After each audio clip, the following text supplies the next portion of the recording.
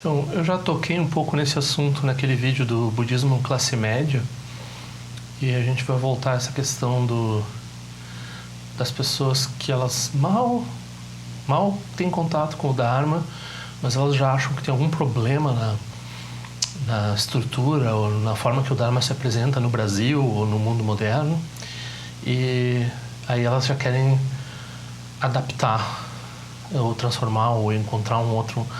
Tem alguma coisa errada, assim, o budismo não tá sendo do jeito que elas querem, assim, mas não é nem para elas, é para a sociedade. Então elas estão pensando assim, o budismo tem que se adaptar à sociedade, tem que ser mais popular, tem que ser mais acessível, tem que chegar mais em tudo que é lugar, né? Então, qual é o problema dessa perspectiva? Novamente, vamos entrar nessa questão aí do será que tem saque, né? Serviço de atendimento ao consumidor no budismo?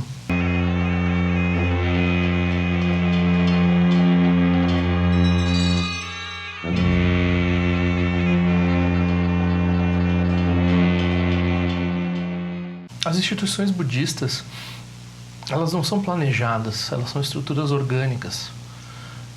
A gente pode dizer que hoje em dia há um grau de planejamento, né? Principalmente se há um mosteiro, uma coisa assim. Então sempre tem uma organização, assim, né? Mas normalmente essas instituições elas surgem pela vontade de patronos, ou de grupos de patronos, ou de um professor do Dharma que reúne vários patronos, e daí o objetivo deles é fundar uma instituição educacional, ou uma instituição que faça prática, que permita retiros e assim por diante, né? Quando o centro é muito grande e tem uma instituição assim muito de vários e vários franquias assim, aí começa a surgir uma estrutura de organização. Mas cada forma não vou dizer nem cada escola ou cada linhagem, mas cada um dos professores ou grupos tem o seu modo próprio, né? Então, nesse sentido, é orgânico. Na verdade, o próprio Buda Shakyamuni, ele funcionava assim, né? Ele começou a agrupar alunos ao redor dele, e daí começou a surgir regras de convívio. E o Buda não pensava assim, como é que eu faço para expandir o budismo para tal lugar e assim por diante, né? Os alunos iam aparecendo de acordo com a necessidade dos seres, os seres pedindo, né? É necessário que os seres peçam por ensinamentos, eles patrocinem os ensinamentos. A vontade vem dos interessados, né?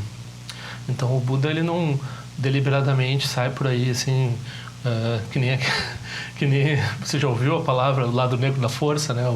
O Darth Vader proselitizando assim como se faz algumas vezes no cristianismo, né? Então chegar na bate da casa da pessoa assim, vem cá, você já ouviu a palavra do Buda? Vamos. Então o budismo, ele tem essa outra perspectiva assim, porque o Dharma, ele surge da conjunção do mérito dos seres com a realização dos Budas. Ele não surge da realização dos Budas ad hoc, assim. Não pode surgir, não é nem que os Budas podem querer iluminar os outros, eles podem querer beneficiar os outros, mas o benefício e a iluminação dos outros vai depender da interdependência deles com a realização dos Budas, não pode ser unilateral. Então, quando a gente começa a maquinar um Dharma mais atraente, fazer uma engenharia do Dharma, é porque a gente está perdendo essa perspectiva. Então, por compaixão, de acordo com a necessidade dos seres, o Dharma se adapta. Mas o Dharma não se adapta primeiro pensando como nós vamos dominar o mundo, dominar o mercado do Brasil, como se fosse uma empresa, assim. Na verdade, esse é um pensamento que as empresas fazem, né? O budismo, a maior parte do tempo, ele estava preocupado em se manter e sobreviver para beneficiar os seres que por acaso tivessem interesse, né? Então, se a gente olha para o budismo hoje, qual é a preocupação do budismo aqui no Brasil, por exemplo? É capacitar pessoas, traduzir textos, né? Não é nem construir prédio ou fazer centros para as pessoas, é ter gente que entenda o Dharma e ter textos do Dharma na língua das pessoas, é o mínimo, né? Então, claro, a pessoa disse assim, hoje em dia isso tinha que mudar, hoje em dia a pessoa precisa de inglês para estudar o Dharma. Mas, em primeiro lugar, o quanto a pessoa precisa estudar o Dharma depende da pessoa, né? certamente, se a pessoa quer, se ela tem essa conexão intelectual, e não é só com Dharma, é com qualquer coisa, hoje em dia no mundo, ela tem que aprender inglês, tem que usar o inglês. Essa é a realidade do mundo hoje em dia, para qualquer coisa, exceto talvez, sei lá, estudar a literatura brasileira, né? Aí talvez não precise tanto inglês. Mas qualquer outro tema aí, de ciência, de humanas, de budismo entre eles, se a pessoa quer se dedicar a entender, ela vai ter que aprender o idioma universal hoje em dia, né? A gente pode discordar de por que isso aconteceu, mas isso aconteceu. Ele é onde está a cultura se conecta e começa e termina hoje em dia, né?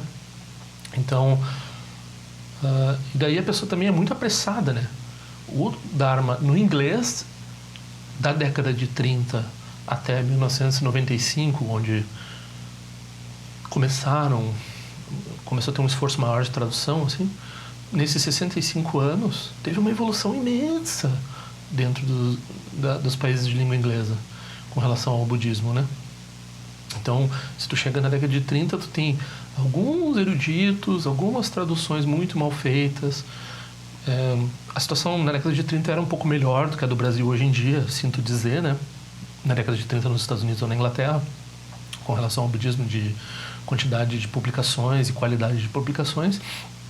Mas vamos dizer assim que o budismo no Brasil não dá muito para comparar, porque o budismo começou como um estudo acadêmico muito qualificado, embora ainda não de qualidade muito boa, né?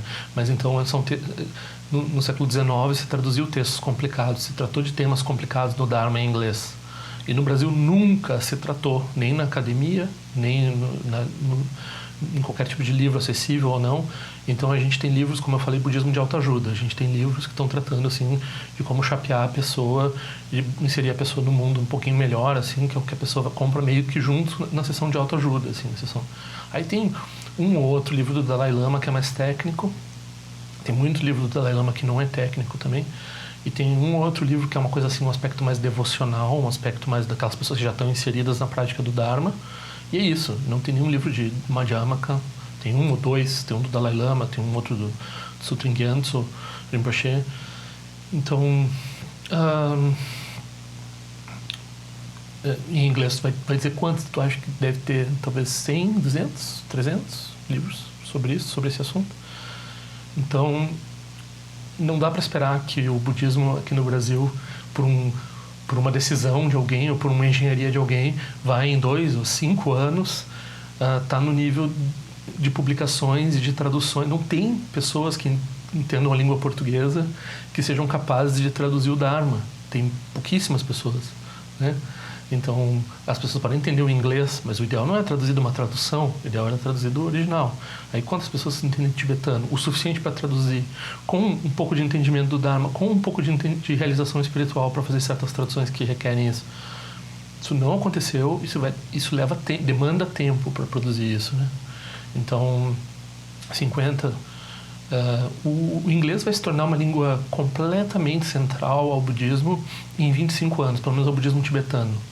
Porque em 25 anos se planeja ter todos os sutras do Kangyur, do Tengyur e os shastras do Tengyur traduzidos para o inglês. Falta 25 anos ainda para completar esse projeto, né? Daí, nas línguas principais europeias, francês, alemão, etc., se pensa que em 100 anos se vai ter todos esses textos. O português não está contemplado dentro desses 100 anos ainda. Então, em 100 anos, a gente não vai ter nem o básico do básico em língua portuguesa. Se o foco da pessoa... Por isso que eu disse, às vezes a pessoa não precisa estudar tanto também. Se a pessoa tem conexão com o Dharma, consegue fazer prática, isso vai ser suficiente. A pessoa pode atingir resultados. Tem analfabetos que atingem a realização. Isso não é o ponto aqui. Agora, se a pessoa se interessa por entender o Dharma, e muito bom, parabéns, então talvez estudar inglês seja o menor dos obstáculos hoje em dia. E daí também a pessoa vai colaborar nesse esforço, né, de trazer o Dharma para cá, seja na tradução, seja estruturando, dizendo o que não é Dharma, né? Porque as pessoas, elas não sabem o que é, distinguir o que é Dharma e o que não é Dharma. Porque nós não temos conhecimento aqui no Brasil ainda. Tem muito pouca gente que entende o que é isso. Então, não dá pra... Daí a pessoa, né, comentou, Por que certos lamas ainda ensinam em inglês, né, a língua nativa deles, né? Vieram para cá para o Brasil. Puxa, o lama, ele saiu da terra dele para vir ensinar aqui e a gente está ainda exigindo que ele aprenda um idioma que é um idioma difícil de aprender, que é o português. Os lamas que eu conheço nessa situação, eu sei que eles entendem o português, mas com certeza eles não se expressam bem em português o suficiente. Eles se sentem confiantes no português deles para expressar o Dharma na língua, com cuidado que é necessário para expressar o Dharma na língua portuguesa. E daí a pessoa, ela tá mimada pensando que esperar um pouquinho o tradutor, que é uma pessoa que também está sendo treinada, né? Então, essa experiência de ouvir o Dharma com tradução, às vezes, né, o Shakdo Rinpoche, a gente ouvia ele em tibetano, depois ouvia em inglês, depois ouvia em português, e ainda ouvia um murmurinho do pessoal traduzindo em espanhol e alemão no canto. Então demorava, assim, para ver 15 minutos de falar do Rinpoche, demorava 45 minutos para chegar para nós, né? Então isso daí, assim, tem que deixar de ser mimado. É realmente um aspecto, assim. E pensar que as pessoas que estão falando em português, as pessoas que ignoram os professores que falam inglês, ou, né, outras línguas, mas principalmente o inglês, e elas pensam assim, estou ouvindo professores que falam em português. Elas não têm noção da discrepância que existe entre o acesso que tu tem. Por exemplo, em inglês tu ouve o Dzongchen Sertchen Rinpoche no YouTube. O que tu ouve em português que chega a 1% do Dzongchen Sertchen Rinpoche? Não tem ninguém falando o Dharma em português hoje em dia que chegue a 0,01% do Dzongchen Sertchen Rinpoche. Então a pessoa está ouvindo o Dharma de alguém falando português, que ela pensa, eu entendo português. Então a pessoa está falando Dharma em português e ela pensa, estou tendo acesso ao Dharma. Mas ela está tendo acesso a uma pessoa em treinamento, mesmo os lamas, mesmo os professores que têm título. Uma pessoa que está em treinamento ainda, uma pessoa que fala um Dharma, que talvez tenha opinião, que talvez tenha parcialidade, que talvez tenha falha de entendimento, que talvez tenha uma série de... que tem, porque eu vejo que tem bastante isso. Então, eu que não sou uma pessoa lá tão qualificada também, eu consigo, o meu grau de qualificação é que eu consigo reconhecer que é dura a situação, assim. Eu consigo ver a tristeza da situação. Então, se a pessoa se foca na língua portuguesa e ela tem esse interesse em entender intelectualmente o Dharma, e isso é positivo para o Dharma, aí ela vai ter que aprender outra língua, né? O menor dos obstáculos vai ser aprender inglês. Eu diria, mundanamente falando, eu já falei isso, eu sempre falo isso, também para qualquer pessoa que está estudando numa universidade, né? Então, eu vi no meu curso, quando eu estava na universidade, as pessoas elas não se preocupavam com aprender outra língua, assim. Embora isso fosse enfatizado pelos professores, elas estavam lá comprando livro em português. E tem aquela outra coisa da preguiça da leitura na língua estrangeira, né? Então a pessoa já domina um pouco, já conheci várias pessoas que dominam o inglês o suficiente para ler. Mas se tem uma tradução em português, elas leem a tradução, eu não consigo entender uma coisa dessas. Porque é um pouco mais cansativo para elas ler na língua estrangeira. Ora, quanto mais ela lê, mais fácil vai ser, ela vai gerar um hábito. Então ela tem que ler na língua mais próxima do original, mesmo, quanto menos tradução, melhor. Né? Não fecha a conta, sabe? Não fecha a conta. Então, com relação a tornar o Dharma mais acessível, certo, tem que mais gente fazer retiros longos, tem que mais gente ouvir o Dharma, mais gente fazer prática, e mais gente estudar outras línguas na qual o Dharma é central, principalmente línguas asiáticas, que a gente tem uma falta completa, muito grande de pessoas que entendam línguas asiáticas, as línguas do Dharma, né, que é o sânscrito, o Pali, o chinês, o japonês e o tibetano. São as línguas principais na qual o budismo se sustentou na Ásia, né? Então, essas línguas, assim, a gente vê gente que fala japonês, a gente vê mais raramente gente que fala chinês. Sânscrito, não tem ninguém que trabalhe com sânscrito em budismo. Eles trabalham com sânscrito e Veda, sei lá, coisas da religião hindu. Pali, não sei se tem alguém, acho que não tem ninguém que trabalhe com tradução direta do Pali. E tibetano, dá para contar nos dedos de uma mão, talvez tenha 5. Talvez tenha 10 que eu não conheço, mas sim, uns 5 que eu conheço. E talvez esses os cinco estão em treinamento e os cinco têm um conhecimento do Dharma bem irregular, assim, maior em alguns, menor em outros, mas com certeza não completo. E também tem um conhecimento do tibetano que eu imagino, né, eu não tenho também essa capacidade de saber, mas imagino que seja um conhecimento ainda em trabalho bastante, né? Então, a maturidade... Então, por exemplo, se a pessoa está preocupada com a penetração do Dharma, com trazer o Dharma para o Brasil e tornar ele mais acessível, e eu acho que a pessoa usou essa expressão para não desencorajar as pessoas, né?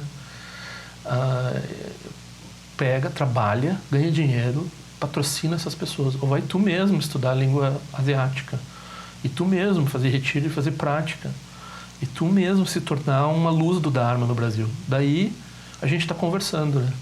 Agora, ficar cobrando da instituição que está fazendo o melhor que pode, e, né, várias instituições trabalhando com isso. Às vezes elas trabalham com treinamento, às vezes elas trabalham com estudo, às vezes elas trabalham com as duas coisas, mandam pessoas para a Ásia e assim por diante.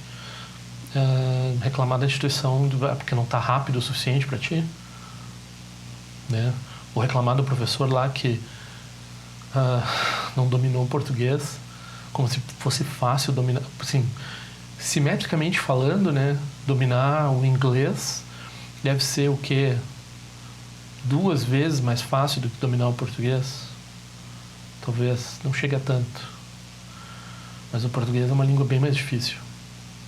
E, né, tem, né, o Lama Ringzin fala um português bem bom, se expressa perfeitamente, se ensina em português, né? E ele aprendeu com os pedreiros, né? Então, o Lama do Cheque do Gompa em Curitiba, né? E ele fala um português super bom porque aprendeu com os pedreiros. Mas aí não dá, né? Tipo, né? E essa coisa de má vontade com a tradução consecutiva, isso é o Dharma, né? A pessoa está ouvindo, é que nem... Daí as pessoas também... Eu vou fazer um vídeo sobre isso, mas essa coisa da transmissão oral. Então, várias pessoas me escreveram e disseram: o que é isso? É quando o professor explica o texto para você? Não, a transmissão oral é quando ele faz a leitura do texto. E ele faz a leitura na língua do texto. Às vezes pode fazer uma transmissão oral da tradução também, né? Já fiz transmissão oral, recebi transmissão oral em inglês, mas normalmente é em tibetano. E eu não entendo tibetano, muito menos na velocidade que eles fazem que nem jogador de futebol, assim. Mas pra que coisa, a pessoa fora do Dharma, coisa mais absurda, tu ficar ouvindo, sei lá, 12 horas uma pessoa lendo um texto numa língua que tu não entende, ou uma semana inteira, 10 horas por dia.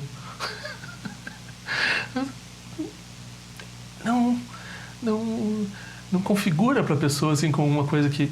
Para que isso? Vai fazer alguma diferença? Bom, né, eu vou fazer um vídeo sobre isso, mas essa dizer que se a pessoa está na presença do professor, o professor está lá falando tibetano, não vai ser traduzido, você não está entendendo o que está falando, o que você pratica? Você faz a sua prática, né? Qual é a sua prática? Torce o seu shamatha, se você sabe shamatha, você fica em silêncio, parado, com a coluna ereta, ouvindo.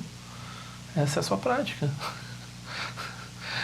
E a mesma coisa quando tem uma tradução consecutiva e você não entende uma das línguas. Ou no meu caso eu entendo as duas e presto atenção nas duas vezes, que ainda tem o mérito de ouvir repetido, né? E ficar julgando a tradução do tradutor. Ah, como é boa, ah, como é ruim, em cada escolha que ele faz, assim, né? Então, não é muito instrutivo ouvir tradução. Nossa, é muito importante. Faz parte, né? Faz parte do... O Rinpoche, ele pedia desculpas por não ser que nem o Buda, né? Porque o Buda, ele falava, é dito nos sutras que ele falava e todo mundo entendia na própria língua. Então ele tinha uma fala mágica, assim, que ele falava e cada pessoa entendia automaticamente na língua na sua língua nativa. Porque na Índia, nos lugares que ele ia, tinha pessoas que falavam, os idiomas eram diferentes, né? Tinha vários idiomas, assim. Talvez parecidos, né? Mas ele conseguia falar de um jeito que era o que cada um precisava ouvir do jeito que conseguia entender, né? Então, mas isso é um aspecto milagroso da fala do Buda. Então, o Rinpoche pedia desculpa por não ser assim, por não ter esse de degeneração do Dharma em si, né? Então, se os lamas, se os mestres hoje não têm a realização do Buda, é porque o Dharma está ficando decrépito. Então, a gente tem que trabalhar para atingir essa realização. Se o Buda conseguiu, a gente pode também. Então, faz prática. Não adianta ligar, né? Então, eu pensei essa ideia, assim. Tem a pessoa chega na minha área de comentário aqui: ô Pinheiro, você é do saque, você é um ombudsman do Dharma? Faz o seguinte, ó. Esses lama aí que estão falando inglês, você não acha que se desencoraja as pessoas? Não é melhor aprender português de uma vez? E, sabe, porque, né, é que nem... eu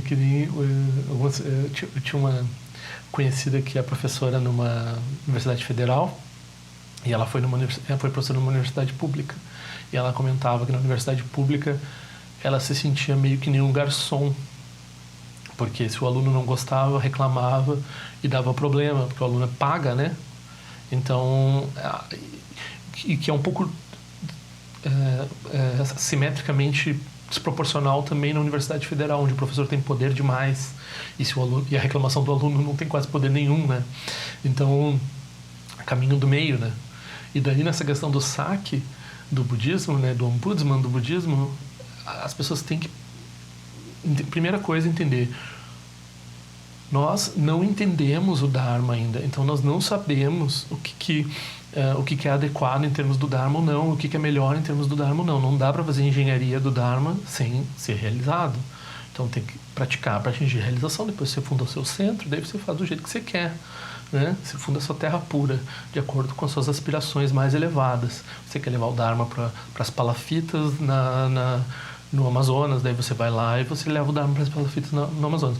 Agora você olha para o outro professor ali que está ensinando, sei lá, nos Jardins, e daí, em São Paulo, e daí tu diz: olha só, o budismo. Não, a pessoa está fazendo o seu trabalho, né? Não adianta ligar para o saque e dizer assim: mas não instalaram aqui na minha região ainda o budismo. O budismo não chegou a fibra ótica do budismo aqui na minha região. Não é assim que o budismo funciona. Então, se a pessoa está preocupada com ver valor no Dharma, está preocupada com o acesso das pessoas ao Dharma, ela atinge realização, ela pratica generosidade, ela ganha dinheiro para oferecer para o Dharma, ela funda centro de Dharma, ela chama professor para ensinar, ela faz retiro, ela traduz, ela aprende outras línguas, né? Ela vai fazer o esforço, ela não vai cobrar dos outros. Ela pode até cobrar dos outros, mas é totalmente absurdo, né? Não é a cobrança dela que vai fazer alguém se movimentar. O que vai fazer alguém se movimentar é inspirar nos outros esse tipo de atitude, né? Então, digamos assim, eu estou fazendo a minha parte, né? Eu trabalho como tradutor do Dharma, eu estou aí fazendo um canal do YouTube, eu tento praticar um pouco o Dharma. Eu, com certeza, sou um praticante bem ruim, com certeza não sou um tradutor excelente, não entendo língua asiática, já entendi, estou tentando, mas não sei se vou chegar lá. Então, a gente vai tentando, meu esforço é nesse sentido, né? Por que eu estou falando português aqui, né? Então, mas tem que se dar conta de que essa ideia é a mesma ideia lá do tal do budismo classe média, né? Então é uma ideia assim de falar com alguém, com um ombudsman do budismo, com alguém que possa falar com alguma coisa, vamos mudar essas, porque não tá dando certo isso daí. Ou outra pessoa que disse que o conhecimento budista é um conhecimento de gueto, porque não chegou dentro da universidade, porque tem que chegar e não sei o quê. Do jeito que tá, não se sabe nem sequer, porque, por exemplo, em Oxford chegou dentro da universidade, os budistas foram lá e distorceram. Não sei se é bom para o budismo estar dentro da universidade sempre. Em alguns casos, o Dzongsa Chensi Rinpoche, ele dá oferendas em dinheiro, né, para pessoas que se dedicaram a estudar o Dharma academicamente, assim. Então, eu acho que iniciativas como essa são interessantes, assim, prêmios para pessoas que fazem trabalhos acadêmicos na área do budismo e que têm excelência, que têm qualidade, que não distorcem o budismo. Isso daí é uma coisa que se pode fazer. Mas aí, né, generosidade. Então, praticando mais generosidade da nossa parte. A gente tem que produzir o dinheiro para poder oferecer para as pessoas poderem, né, ter possibilidade de colocar tempo nisso, né? E nós mesmos também. Tudo faz parte da prática de dana, de generosidade, né? Não faz parte da prática de ligar pro saque, reclamar e querer dizer que tem uma coisa errada ou não tem uma coisa errada, principalmente porque nós não sabemos de nada. Porque talvez eu nem sei dessa pessoa se ela teve num centro de Dharma, se ela não teve num centro de Dharma, tá ouvindo no YouTube e tá querendo mudar o mundo, né? Então, repetindo o recado, né? Eu já tinha dado esse recado.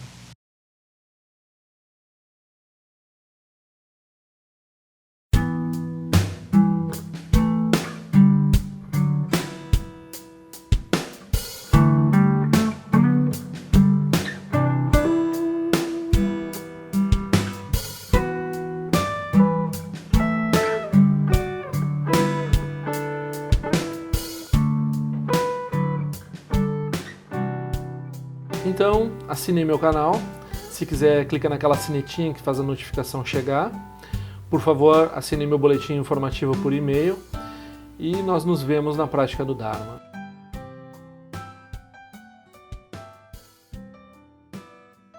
Ao longo de minhas muitas vidas e até este momento, todas as virtudes que tenho alcançado, inclusive o mérito gerado por essa prática e todas as que vier a conseguir, ofereço para o bem-estar dos seres sencientes.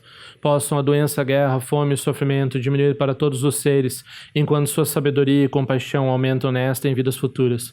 Possa eu claramente perceber todas as experiências como sendo tão insubstanciais como o tecido do sonho durante a noite e imediatamente despertar para perceber a manifestação de sabedoria pura no surgir de cada fenômeno. Possa eu rapidamente alcançar a iluminação para trabalhar sem cessar pela liberação de todos os seres.